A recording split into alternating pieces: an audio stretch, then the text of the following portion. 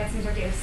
So as Fred had mentioned, my name is Rebecca Ahmed. Thank you so much for coming here today. Excited to connect with you all, and very informal in this sense. If you have any questions, I know we'll have Q&A at the end, but you can always jump in and ask questions. So I am the oldest of 9, which is probably a shock in and of itself hearing that. And I have 7 brothers and 1 sister. And if you aren't part of a big family, let me walk you through memory lane of just a typical Saturday in Las Vegas, that's where I'm from, on the summer. So if you want to close your eyes, put yourself in that place, however you want to get there with me, but I'm going to kind of walk you through that typical day. So all of us munchkins are running around, and we will jump into our 15-passenger van, which, yes, my mother purchased a 15-passenger van from the hotels and casinos specifically, and then had it personalized for us to be able to use. So she had a television put in the center, a VCR under the front seat, and strategically there are 2 baby seats in that first row of the 15-passenger van. Now I say this because, why those 2 baby seats? First off, if something happens, mom can reach and she's within arm lengths to help out the kids. Second off, that middle seat's mine. So being the oldest and being a daughter, it was my responsibility to make sure all the kids are taken care of. And you might say, okay, you're the oldest, of course that's going to be a responsibility.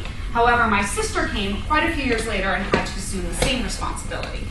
And I share this with you because it's something that you will consistently see as we go through our presentation today about assuming responsibilities and what is your choice, and also how do you take that choice and how does it serve you. So we're in the van, we're going to tennis, we're going to soccer, we're going to baseball, we're going all over. And then we come home and my mom usually said, get in the pool. All of you munchkins just get in the pool. I'm exhausted, let me have a moment, and hopefully you'll wear yourself out so we can get you all in bed tonight. And one of the rules of our household, which we had many rules, being that there were so many of us, was do not walk on the white carpet. Don't walk on it. She had perfect lines and how it was even vacuumed, and if our little paws or feet got on it, she knew exactly, you know, and we would try to rub it out to make sure we weren't caught, but nope, love you bet, she always knew we were on it.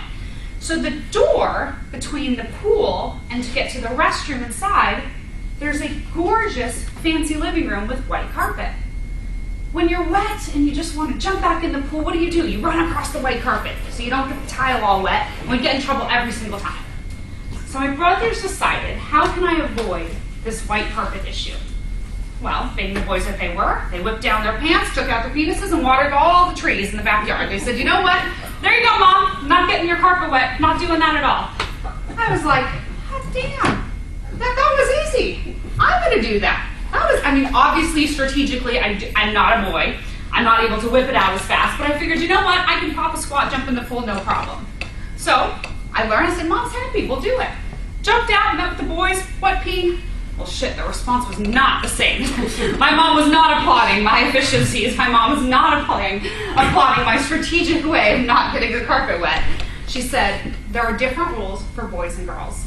And when you're a girl, you need to act like a lady. And you need to understand that the rules are a little different for you. So the reason why I tell this story is because as we look at the differences between male and female, and those who self-identify as male and female, we have to remember how the past has taught us to react, and then also where can we push the boundaries. So today we're going to talk about compensation negotiations and basically the basic formula that I can recommend to everyone, whether you're going in for your first time negotiation, whether you're going in as an entrepreneur versus someone in a corporation, or what you can bring to the table asking for a promotion. So we'll just do a standard basic, here's the mathematical formula that everyone can walk away with. Then we're going to dive into 3 very specific areas: knowing your values, knowing your worth, and knowing no. Those are 3 areas that we'll focus on today. So, mathematical negotiation formula. Start with, what have you accomplished? This is very easy to do. What have you accomplished? This can be, like I said, in entrepreneurship. This could be your first time negotiation. You can even say what you've accomplished in school. I have quite a few young adults coming out for their very first job. What have you accomplished in school? If you've never worked before, what have you accomplished in an internship? And then what tools have you used? Did you leverage technology?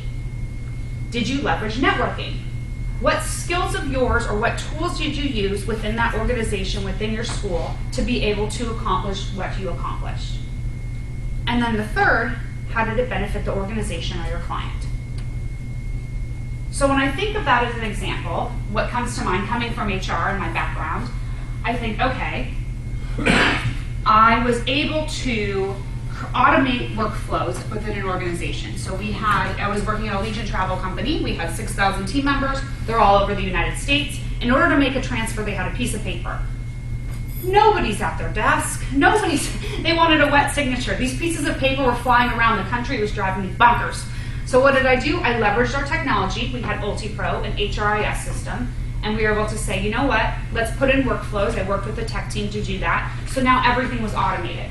How did it benefit the organization? Transfer time decreased from 30 days to just around 1 week, and we were able to ensure all of the compliance pieces were met within the technology platform.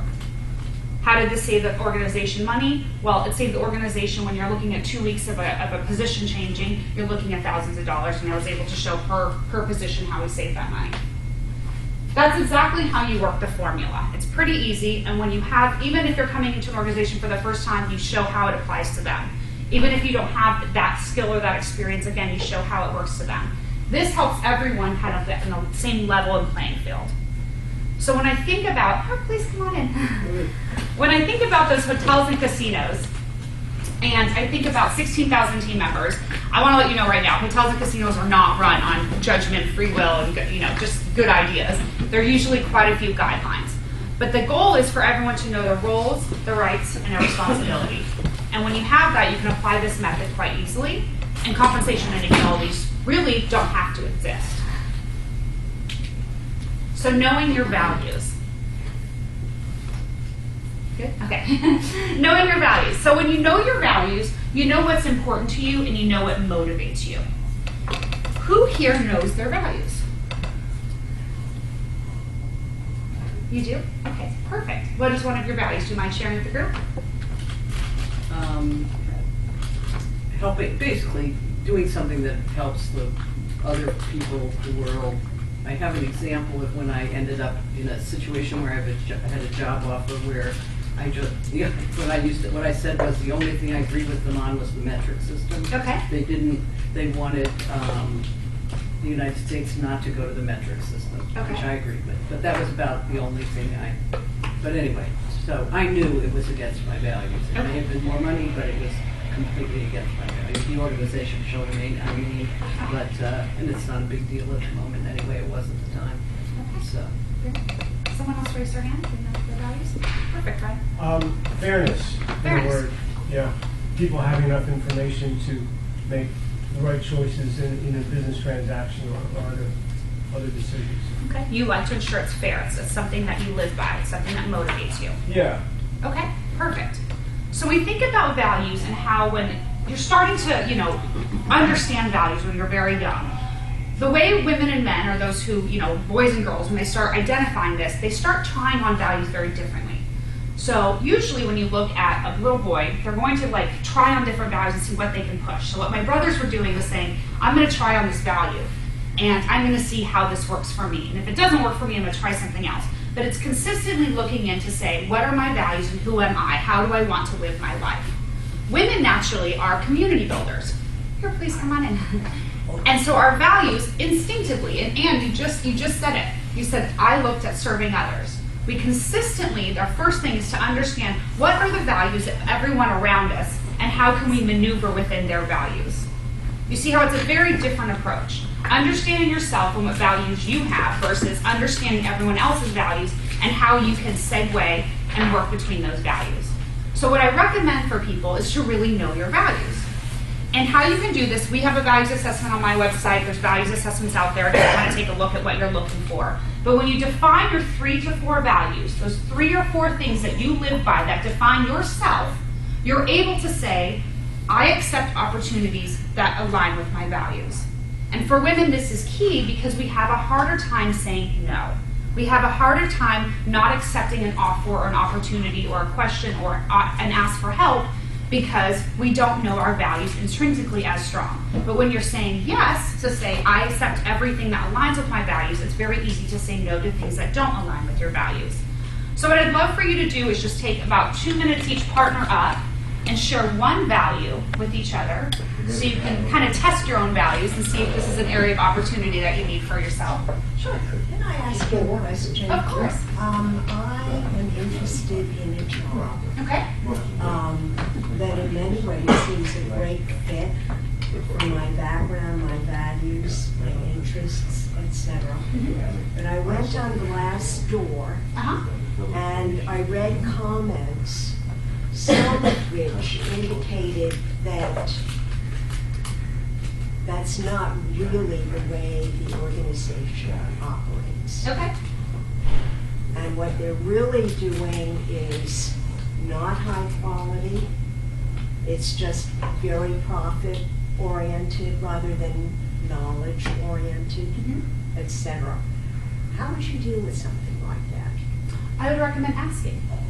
Asking, you mean if I get an interview? If you get an interview, yes. How would I phrase that? You would say, I've conducted my research, and I would print out the Glassdoor reviews, which I've had many people do this, and I've been a recruiter my whole life. Wow. And they've said, I would really like to understand this to ensure we are aligning with each other's values. Wow. You're interviewing an organization just as much as an organization is interviewing you.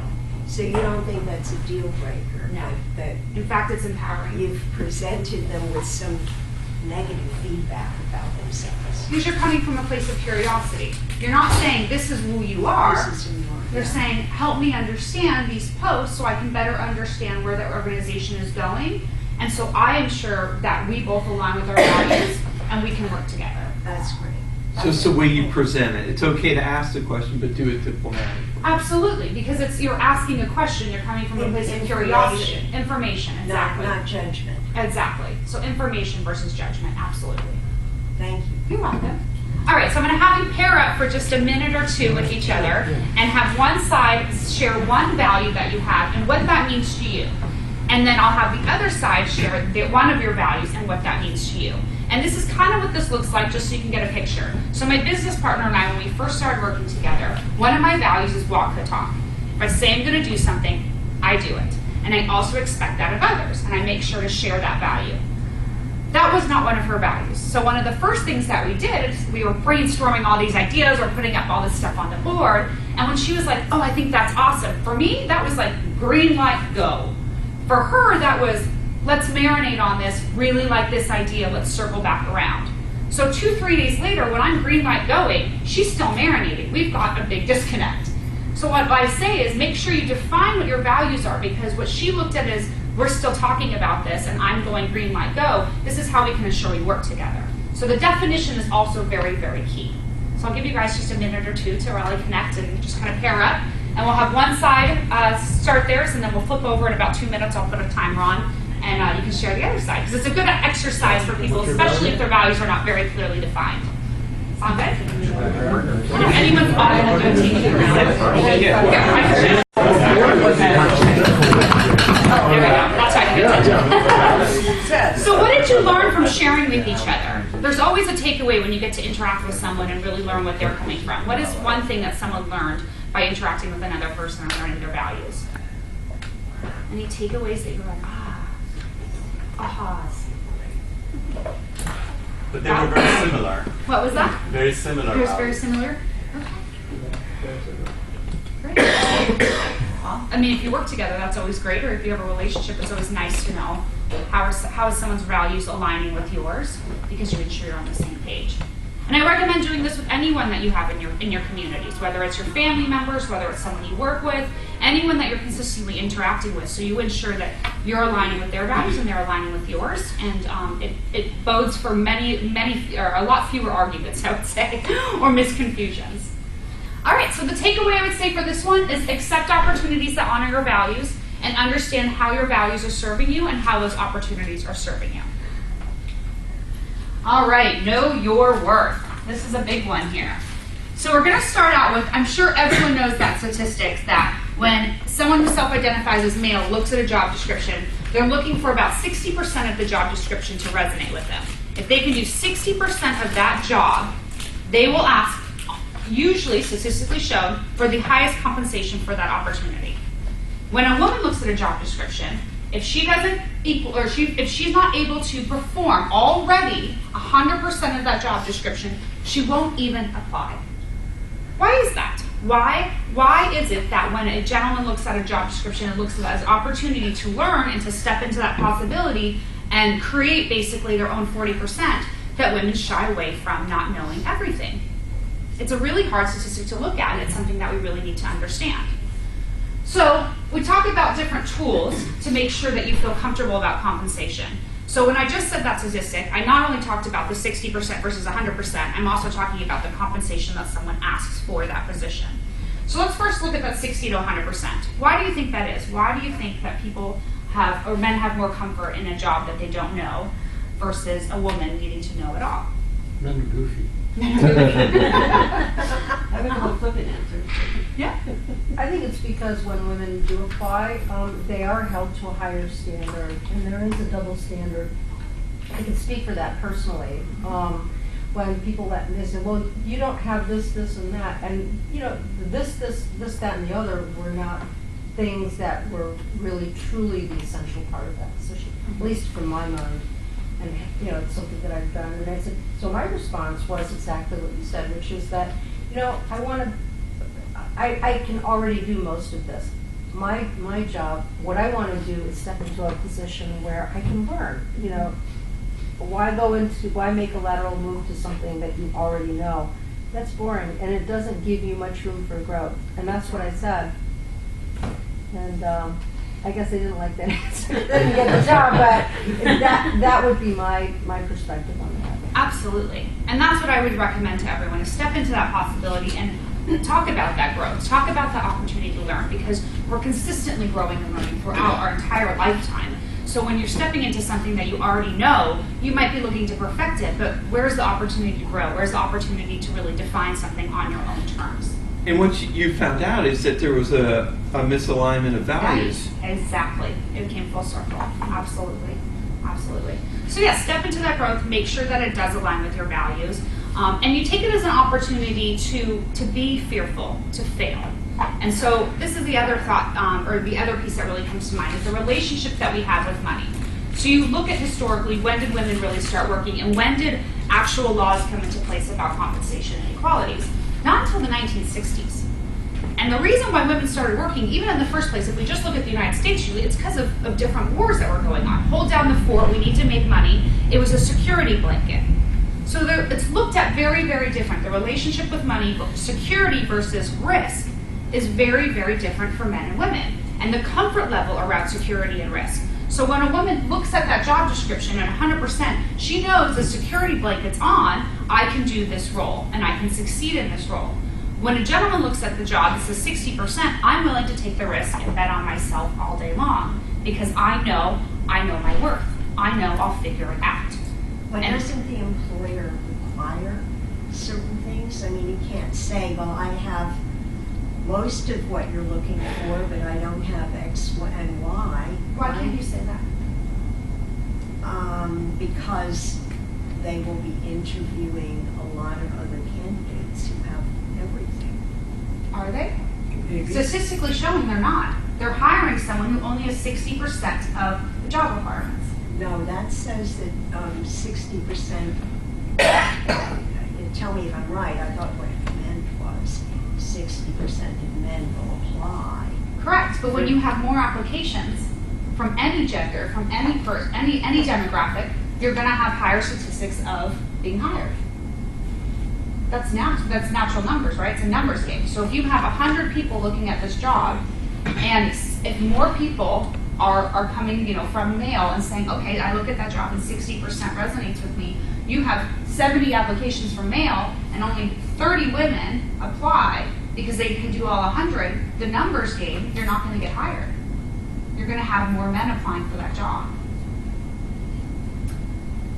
Does that make sense? No, I must be missing something, but maybe I should stop talking. It's okay. I'd like to explain it. I also think that men can, and I don't want to talk in generalities Yes. Yeah, because and this of course has more generalities. certainly there's variations, but in my interactions, a lot of times men are much better at presenting their skills as being maybe more holistic, even if you then start poking at it and realize, well, they believe they can do this, Yep. but maybe they haven't, but it's how they present it. Absolutely. And they're more confident presenting. Yep, and that's what we're getting to. But the first step is even looking at that job and saying, I want to play ball. Yeah, I want to get exactly. in the game. If you're not getting in the game because you don't know 100%, you're never playing ball. Right, You're never right. getting off the couch. Right. So we need everyone to get off the couch and say, if I can do 60% of this role and I know my worth and I know I can learn, you'll at least be competing. Yeah. And then you can then we start getting into how to really, communicate that. Because I've even interviewed women trying to pull out, okay, what else? I think you can do this. But then you have a man who just assumes he can. And again, that it's not 100. Obviously, nothing's I'm not- 100% there. This is also based on, higher statistics. So I would be interested, I just shared my story. Has there been research that has shown that they do treat men and women applicants fairly with respect to how much they expect them to know and be able to perform of that particular position? There are statistics on that, but again, it's more about the communication. How are you able to sell your worth? How are you able to say, I don't know this role, but I know I can do this role? There's a very good book called The Code of Confidence, and there are two journalists, I forget their names, that did the whole research with one of the big institutes, and they're talking exactly about the confidence of women versus confidence of men. So it's not so much about the employer treating us fairly, it's about how we present ourselves. Absolutely. And do we apply and do we come with the confidence to show that we can do that, right? Like you said about yourself. Yeah, sometimes. Yeah, but I today, had the confidence when I went in there that, but Yeah. that was a But values everybody- alignment. Yeah. That was very clearly a values alignment. Yeah. But if you're applying consistently to jobs and talking more and more and more to employers, this is about ownership today on you. This isn't about pointing fingers at an employer. This isn't about pointing fingers at, oh, men are better than negotiating with women. No, we have different skills and our practice levels are different, and how can we all leverage each other's strengths to become the master negotiators that we want to be? I'm not pointing fingers at employers all day at all, because you know what, you get to own that success, and sometimes there will be times where that they didn't align with you and you didn't that wouldn't have moved forward, but thank goodness, right? Imagine being in there and then being like, oh, this Yeah, is totally. so I would say thank you. Absolutely. Thank you so much for not giving me that opportunity that was not going to align with me. Yeah. Does that make sense? Yeah, no, I totally make sense. Okay. Yeah, when I was hiring people for government contracts, first of all, I didn't like to hire people that had 100% of the skills. Correct. Because what was there for them to learn? Mm-hmm. I mean, I hired people that were looking for the challenge to learn new things. And like people were saying, men were able to convey that more. Now, I had an affirmative action plan that I had to support, and I had to hire women, minorities, veterans, all the different categories. And it was difficult to find people that would, have the skills for those in those categories. So that was part of my problem, is finding women that would apply, that had the program. An example, going to a job fair, which I did many of them, men would come up, they would be much more aggressive, talk to them. One guy in particular, what is your background? I'm a problem solver. Okay, that was a great opening. I did hire him, he was a database person. But that's the type of introduction that people have to give in terms of, I'm confident I can do your job. And any skill can be transferable. So when I think about, let's talk about the story, my mother has 9 children. And I remember when she went back into the workforce many years later, and she said, I haven't done anything. To hell you haven't done anything. Like, how can we very easily show that you are a leader, a problem solver, a master negotiator to get these kids into bed and to do everything, career counselor, all of these things to show that you are very qualified for this position. So it's, again, understanding how to take what you've done and use that skill set to communicate that. Right. In your experience, what percentage of the job description does the winner typically have? Like Tom was saying, he never hired 100% because he wanted. Is it like 70, 80, 90%? What percentage should we be looking at to have a realistic chance of getting that job?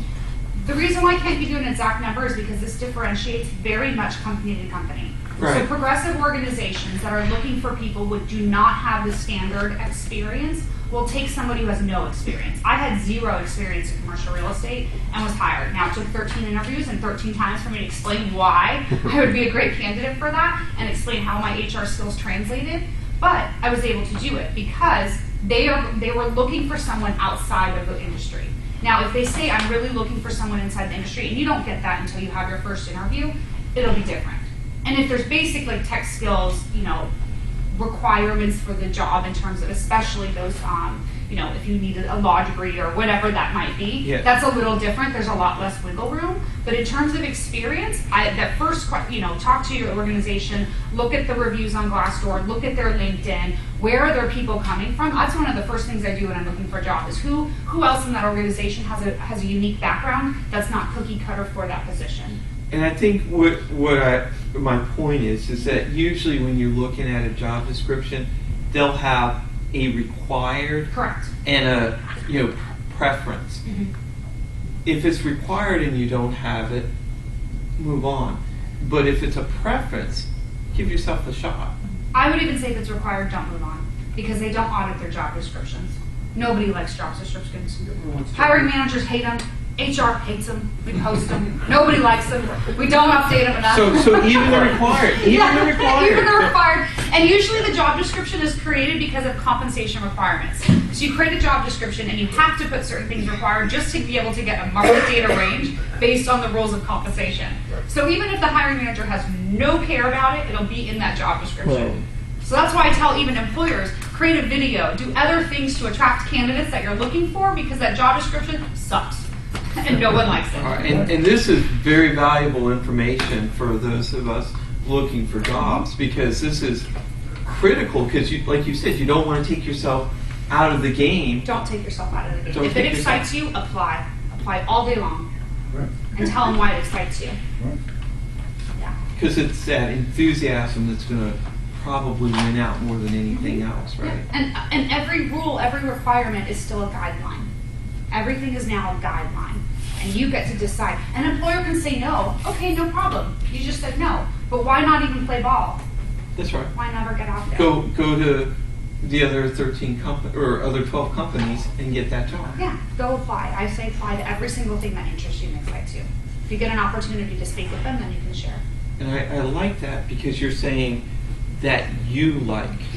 And so if there's a job description and you like that job, you're going to be enthusiastic when you're interviewing, and that's going to come through. And that's going to improve your chances a lot more than having 100% of the experience. They're going to sense that you're excited, and they want people who are excited to work there. Absolutely. Yeah. So that makes me jump to ownership versus luck. So owning what you've accomplished, owning what you've done in your career, owning your successes. I tell this to everyone, make sure you're very comfortable with owning your successes rather than being so thankful that you got so lucky for this opportunity. It's not lucky that you got the opportunity to come to work every single day. Own that you are accomplishing something and doing something really well. So those two things are very, very key because when you speak to that too, many, many times in interviews, and you're an executive recruiter, I hear many, many women say, I'm so fortunate I had this opportunity. I'm so fortunate. Luck was just absolutely amazing that I got to work for this organization. No, you worked for this organization, and what did you accomplish? How are you so amazing? This was not lucky. This is not so fortunate. Like, yes, everyone's fortunate about what the opportunities they get, but own what you've accomplished and own what you've done. It's not luck. It's not thank you so much for taking my 10 hours a day. Like, you've chosen to give that time. So remember that. Is that the imposter complex? It's part of the imposter complex. Mm-hmm. I think some people use those words when they're trying to express gratitude. But Absolutely. it's really gratitude because that's a grateful heart, but they use maybe just words that are not as affirming as something. Express gratitude to your family members. Tell your employer that you're looking for, I did this. You don't need to be grateful for it. Like, look at it on the other side. There's another area for gratitude. Right then is about to share what you've accomplished. And I understand that we all have gratitude for the opportunities that have been given to us, but the way you express them and when to express them is very finite. Yeah. I was just going to say that each time, and specifically the last big project, high visibility, everybody was mad at me all the time, et cetera, because that's what it took to get it done, was something needed to get done. It needed to get done, and, you know, and I was willing to jump into the fray and do it, just because there was no one else who was willing to.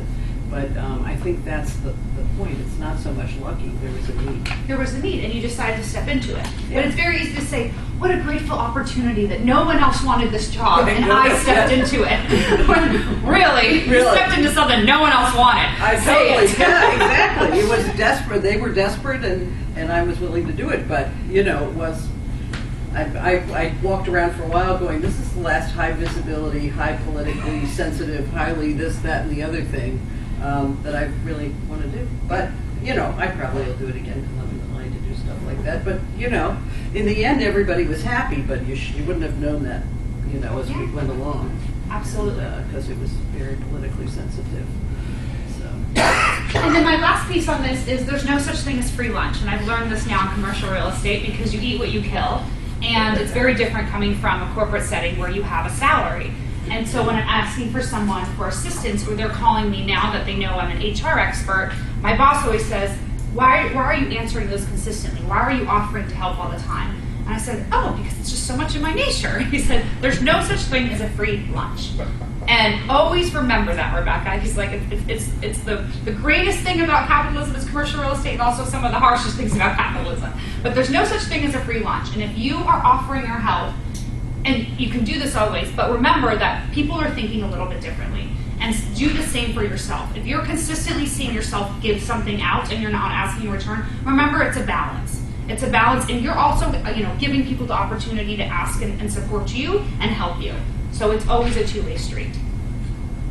How does that work if you're a new person in an organization, you're counting on the more experienced people to, you know, show you ropes and stuff? How do you pay them back, or how do you work with a situation like that? Ask. If you're asking for something, then say, how can I assist you? Acts of service. What can I do for you? And people are very strategic, and I'm learning this especially in our organization, because we all are team members, but we're all competing for the same business. So people are very strategic to say, especially people who've been in the business a while, and they call us young bucks. Like, okay, who do I want to double down on? And who will I call and offer services that I already know, I've already done my research, that they have these connections or they have this expertise that I know I can pull in when I need it. So just start just looking at people's skills and how that works for you. And that's something that women do very, very, very well because we're natural community builders. We're looking at everyone else's values and looking at how to navigate.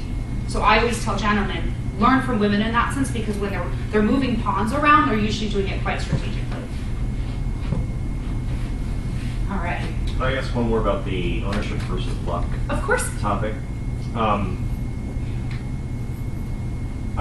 hadn't finished forming my question in my head yet. So it's that description of a former job, and you want to. This is perhaps in the context of answering the question posed to you, let's say over the phone or an interview of, so why did you leave that job? And what you're trying to do is describe the positives about the job. Of course. Right, and okay. So in that positive description, then that seems to be like a bit of a minefield, or not, that's too strong a term, but that's a danger area where you can slip into that sort of, I'm so thankful for that opportunity. And you're saying is we just pull the word thankful out of that, take the gratitude component out, just be more descriptive that it was an excellent opportunity. Yes. Make a declarative statement that doesn't have the gratitude part to it, and that sort of will convey the same point about, Exactly. about It was the opportunity. But It was an not- excellent opportunity for me to learn and demonstrate this, and this. Okay. You know, I'm so thankful for this opportunity that, you're already putting yourself in the back Right. seat. Let's put Right. yourself in the front seat and say, it was an excellent opportunity for me to, exhibit these skills, demonstrate these actions, accomplish these things. You're putting yourself in the driver's seat. Right. And you want to, in any negotiations, you want to be in the driver's seat. And employers naturally are going to be in that driver's seat because they're the one paying you. So put yourself in that seat. It's a And I little think it just different. occurred to me now what my real question was, is I think that the reason that, this is for myself, is the reason why that's a trap is because in your head, what you really are avoiding doing is identifying the problem at what was there, whatever negative thing was going on, your gripe about this person or whatever. That's an editorial comment that you're sort of censoring in your head. So then when you start talking about the good opportunity that it was, when you throw in that, I'm thankful for that, it's a positive comment, but it's still an editorial comment, and we really don't need to say that. We don't understand, correct. And then if you do have opportunities that didn't align with your values in your last organization, you can express that accordingly as well. Right, okay. So, and it's very easy to say that because again, it's very straightforward. And it's very positive It's too. very positive, absolutely. If I have someone come in for an interview and say, the last organization, was very stuck in their ways and I could never get anything done, and you're bitching about that organization, you're not taking any ownership. And that's the first thing that they're going to hear. Or this didn't align with my values and I'm looking for an organization that's making actions very quick because it aligns with my values. And that's why I'm very excited to interview with you today. Totally different, same thing you're saying. They were slow as hell, I need to move. But you're saying it much nicer and a much more positive way that they see where you can really be an asset to the organization. All right, so the last one is, no just means no. It doesn't mean all these other things that we make it to mean. It's just a no. People have such a hard time because they think no means so much more. No means I'm not good enough. No means I'm not smart enough. No means this or that. What story are you adding to no? And I always laugh because talking dating with any of my brothers, it's a numbers game. I said, she was way out of your league. He's like, yeah, but if I ask enough of them, one of them's going to say yes. It's just a numbers game. And it is funny to think that because it's not an emotional attachment. You can be committed to something, but you do not have to be attached. You can be committed to applying for as many positions as you're very interested in and committed to that organization. But if they say no, all it is a no. It doesn't mean that you are not good enough. It does not mean that you don't have the skills. It doesn't mean you don't know what your values are. And I can't stress this enough because people are putting on so much on themselves and this weight of making it about them when no really just means no. And to flip this around, how many times have you said no to something? How often have you really thought about it? Oh man, I said no today. I really hope that person's okay. I really, really am worried about their health and their well-being and their happiness and what this means to them and what if they don't feel good. I mean, we don't have time. And if you do, then, that's probably, using up a lot of construction real estate in your head because we don't have time for all of that. So just like that person's probably not thinking, when that recruiter just clicked on no and sent you an auto email, they wouldn't know your name from a hat. So it's not about who you are. Remember your values, remember your worth, because it's just a no. That's all it is.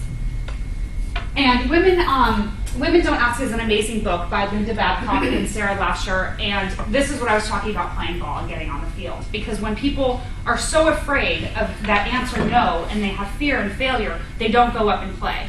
And so one of the things I teach my young adults, especially my girls graduating from high school and college, especially for their first job, when they're going in there and they're very thankful for the opportunity to get their first job, to give all this time to an employer, they're not asking for any type of increase. And if you have two people side by side applying for the same job, and let's say it's $25,000 each, right?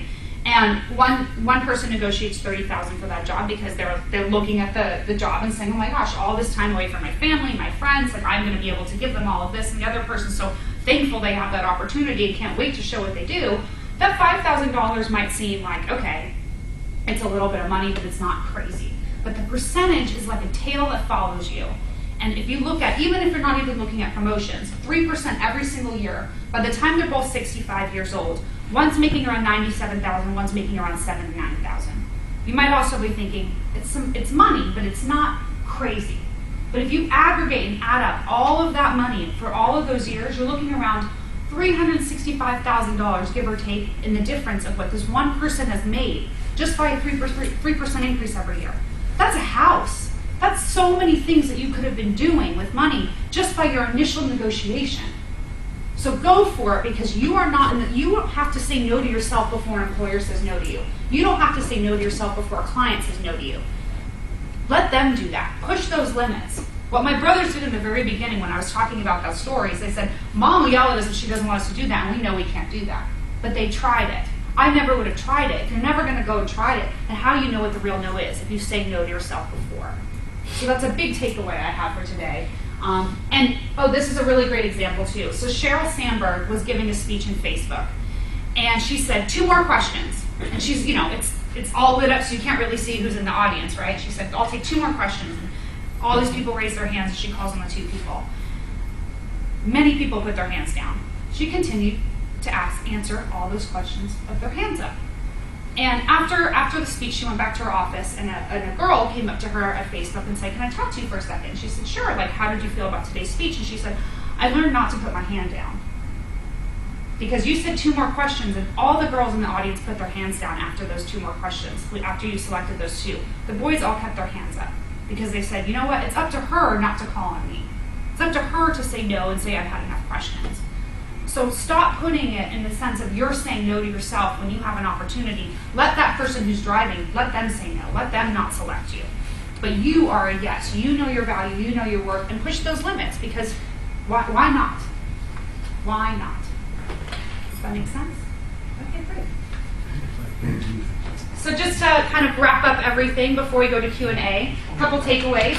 Remember to empower yourself. So make sure you've done your research before you go into a position. Make sure you understand what your values are, what your worth is, what the worth of the position is. If you don't know the different tools, there's PayScale, there's Salary.com, there's Glassdoor. You put in details. For all of my women, make sure you also put in that you're a man. Different numbers come out. I hate it. It's the way it is right now. I'm working with PayScale on the back end because I've provided that feedback to them. Make sure you also put different ages in there, because you get different amounts. You shouldn't based on the same experience, but you do. So play with the tool. Because it spits out different numbers. But at least when you go in and have a negotiation with, especially with an employer, you can say, the market data and the research I found is that the range is, let's say, 100 to 150,000. Can we ensure that we're aligned in compensation and that my research is reflecting the numbers you have? Again, you're not calling them out and saying, what are you going to pay me? But you're saying, is my data aligned? I've done my research, I've done my homework, and I feel like I'm in the driver's seat. What was the third one you gave? PayScale, Glassdoor, and Salary.com. And then I also recommend doing informational interviews. People love talking about themselves. Call them. What'd you make? What'd you like about the job? How do you like it here? Ask all day. Again, let them say no to you. Let them say, oh, I don't feel like sharing this information. But people really have no problem usually doing it, so ask. And be authentic. So I know a lot of women that go in and they're like, oh, I'm gonna negotiate like a man, and then like you get really aggressive. Like, we're not usually aggressive. If that's not part of your persona, I mean, if you're always aggressive, that's different. But if that's not part of your persona, and vice versa, if a man goes in and is, completely like working in the community level, that's not standard. It's gonna not be authentic. So make sure you're authentic no matter what you do. And double down on yourself. When you know your values and you know your worth, always, always, always bet in favor of yourself, because you know that you can do it. And that's everything. And again, my name's Rebecca. I know we had a couple people pop in, so if I didn't get to introduce myself to you at the beginning, feel free to ask any questions and chat with you after. So what's it? Turn It On? Turn It On is my business. Okay. My personal business. Yes. It looks beautiful. Thank you. Yes. And then our website is www.timetoturnIton.com. Awesome. Fred?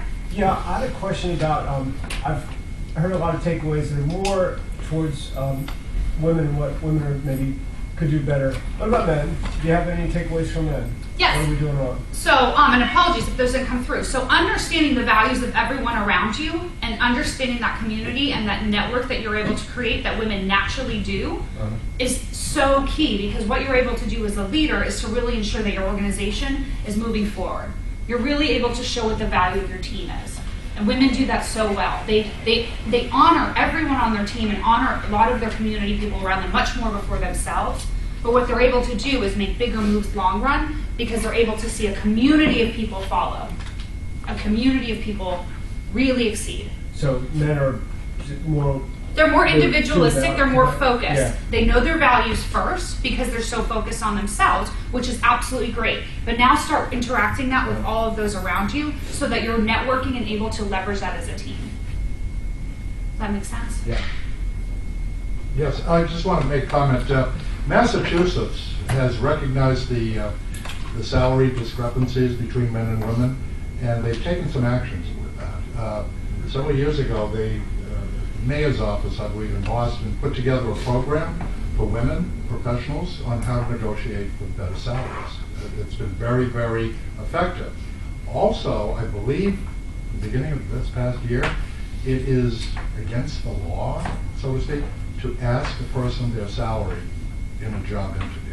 In DC, it's against the law? No, this is Massachusetts. Ask them their past Yeah, Which is- although that's yeah. Past salaries. Yeah. that's becoming more prevalent. I don't know Yeah. exactly where, but I Right. know it's Yeah. much more prevalent. So, again, it's the ability to prove who you are, what your skills are, what you can, how you can make that operation successful with your background. So the salary issue is, looked at by It is. different states, et cetera, at this point. So, hopefully it will be less of a problem, in determining fair salaries. Correct. I just recommend, because there are quite a few states, so in Nevada, you are not allowed to ask that question, in Okay. California. However, if you've been paid, let's say, $50,000 for what you're doing, your natural inclination is, okay, I'm going to make this much more than that. Stop doing that. Look at what the job description is. Right. Get to your statistics. It might be way more than you were ever making, but you don't know your worth and you don't know your value, and you're also not looking at that job description. You're thinking, oh, I'm making a bump ahead. No, you have so much more of a gap to fill. So that's for anyone. It's like, look at the job of what you're applying for and know your skills and ask for that. It doesn't matter what you've come from. And people just have a hard time, especially in internal promotions. We'll say, oh, they're already making this and they should make this. And when I look at the job description and they're stepping into that role, I'll call the hiring manager and say, I don't care. This is where they're going to be in the playing field, and you're going to have to swallow that. That's what the job Someone to requires. make that call for me. Yes, but not a lot of people will do that. That's very, very rare. You mean having people call on your behalf and say, this person's a really terrific person, you should hire them? Not even just hire, but promotions. Like you've selected this person from this other area, and they say, well, they don't have all the skill sets for that. I said, I don't care. They're going to be doing that job. So you're going to get to negotiate with them between this range. If you bring them in lower than that range, you're not allowed to bring them in lower than that range. That's because I oversaw compensation, and had that power to do that, and the organization supported the progressiveness of that to ensure that people were being paid fairly. A lot of organizations will be like, sweet, you got a bargain, $10,000 less, but where are you, for me, where are you going to end up spending a lot more? Turnover is a much higher cost. And if someone's upset that they especially because now you can find out so much about salaries, and they find out that they're being paid, underpaid, they'll either work less or be really unhappy in their position, and then you're not getting a good employee. Or they'll be focusing on their next job, which They're- is not where they are right Exactly. now. Turnover costs and operational costs. For me, that's much more expensive than giving them that $5,000 or $10,000. Yeah. But why would they pay attention to you? Well, I oversaw compensation, so they have no choice. In that company. In that company. But now, when you help other people, Mhm. are you saying that you can call an employer with whom any one of us has interviewed and say to the employer, you really must offer that person more money? That's not what you're saying. No, I'm saying I worked in an organization and I oversaw compensation, so all transfers had to be approved through the compensation committee. And so if something came in that didn't align with what the market data showed, Okay. we would have a conversation about it and explain and educate. Because most people have no malintent, they're just not educated on what something is worth. I come from the position, very, very, very people, and very, very few organizations have malintent. I come from the position of they want to do the right thing, they're just uneducated on that process, or it's traditional ways and they haven't really moved that needle forward. It's old rules, it's not guidelines anymore. It's hard for them to grasp their head around it. Well, sometimes they also don't have the budget, right? I call bullshit on that. Sorry, I usually have my bullshit button. I call bullshit. You talked about misplaced gratitude in the workplace. Do you have resources that you can point us out to? I do. So the book, Women Don't Ask, there are some resources in there. There's also Know Your Values by Mika Brzezinski. She has some really good statistics around that as well. She speaks about that in the Morning Joe, on the gratefulness and the gratitude and the emotion that comes with it. She talks to that quite a bit. What's her name again? Mika Brzezinski. She's on the Morning Joe. Morning Joe. Yes. Any other questions? Sometimes as I've been interviewing for jobs, recruiters will say to me, what are your salary requirements? Absolutely. You know, and as I've been going to workshops, sometimes they've been saying, you know, don't tell them.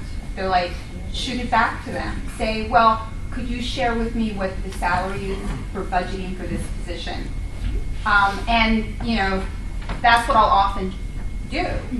But sometimes they'll say, no, I can't share it with you. Yep. So I really you have to, and then I'll say, well, do I have to give you a number? And they're like, yes, you have to give me a number. Then I would say, based on my research, the market data I'm showing is ranging between this and this. How much is it aligning with your budget and your market research? Okay. Because you've done your research.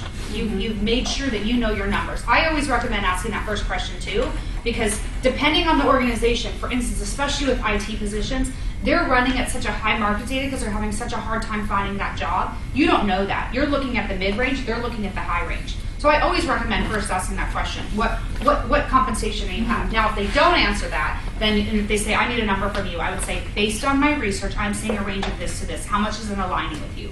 Real quick, they'll say, oh, this to this to this, you know, they'll get there. Yeah.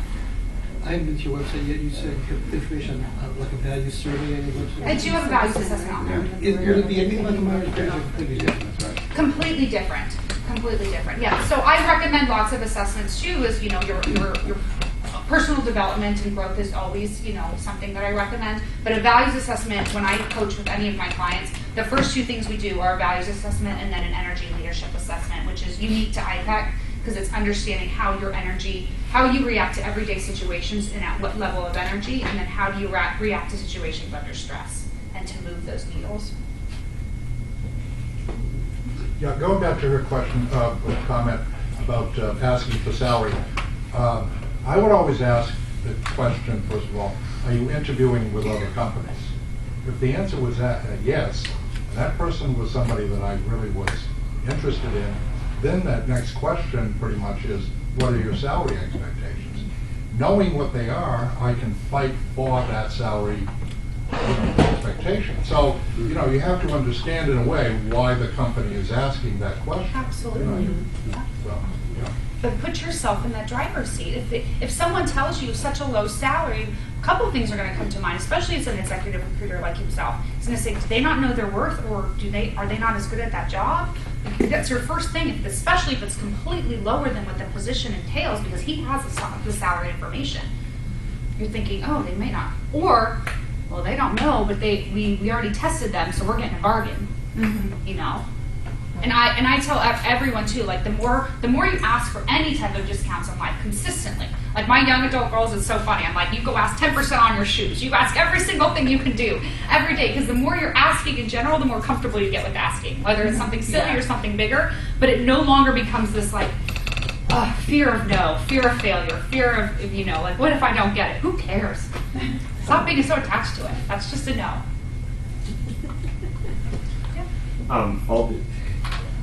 It's always interesting because when you're applying for, in the position of applying for jobs and so forth, all these discussions about how to negotiate in the event of an offer or a discussion, it's always a bit of like, I'll get to that someday, but it's really important to it should have be the this very front at the beginning, right?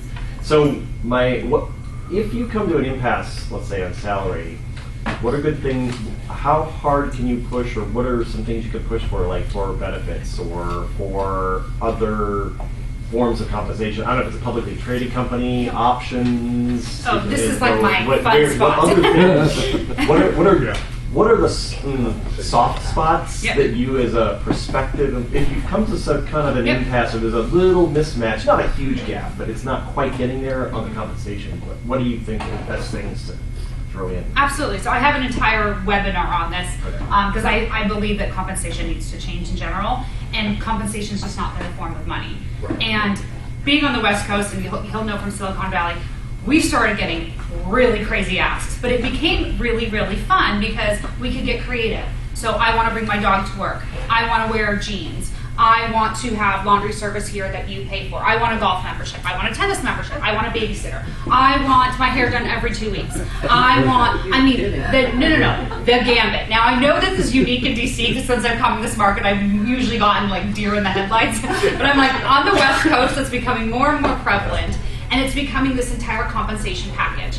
My vision is for compensation to be personalized. So you get to say, here's the range, and you get to start selecting. Okay, if I want to have jeans on Friday, I will take this much. That's my compensation. If I want to have my hair done, whatever it is. But get creative with an employer, because that's why remote jobs are becoming so popular. That's why unlimited or flexible PTOs, or unlimited FTO is becoming more popular, because people are pushing the boundaries and saying, you know what? It's for the employer to say no.